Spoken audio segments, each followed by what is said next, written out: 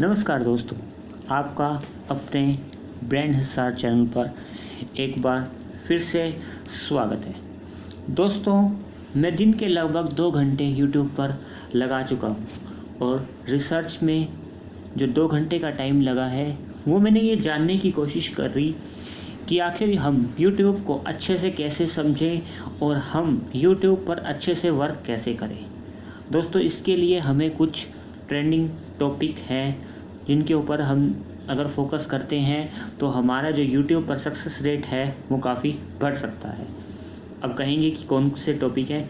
दोस्तों, अगर मोटे तौर पर हम देखें तो यूट्यूब के ऊपर कुछ कॉमन टॉपिक्स हैं, जैसे कि आप एक पूंजी बाज़ार या शेयर मार्केट कह सकते हैं या फिर फाइनेंशियल मार्केट को लेकर आप एक कोई भी इस टॉपिक के ऊपर आप वर्क कर सकते हैं।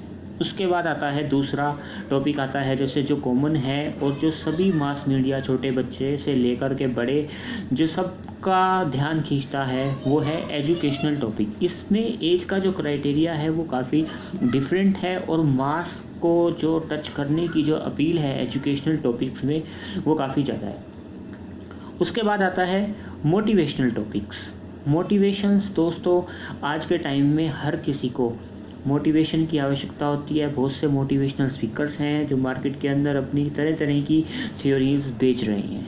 अब मोटिवेशन आप देखेंगे कि एक मोटिवेशन स्टाइल होता है, नेगेटिव मोटिवेशन स्टाइल भी होता है और पॉजिटिव मोटिवेशनल स्टाइल भी होता है।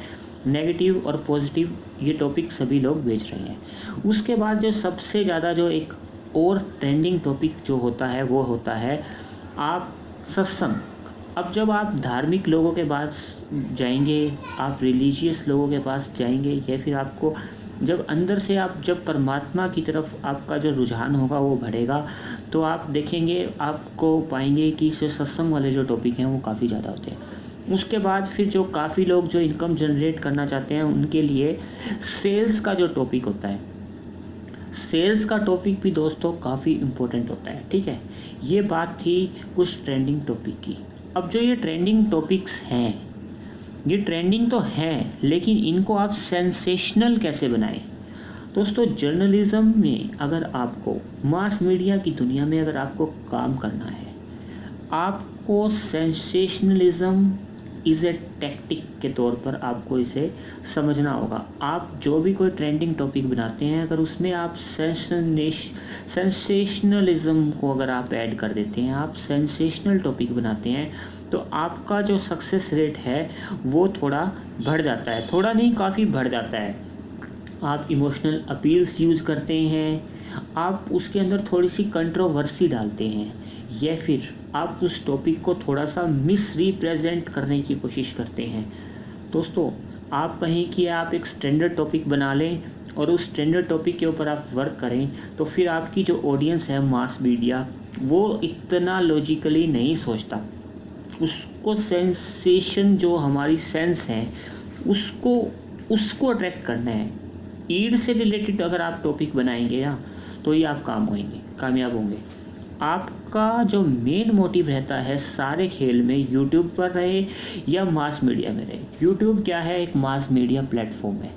वैसे हम इसे बोलते हैं सोशल मीडिया प्लेटफॉर्म, लेकिन आज ये मास मीडिया प्लेटफॉर्म बन चुका है। यहाँ पर क्या होता है दोस्तों, यहाँ पर मेन मोटिव है प्रॉफिट मेकिंग।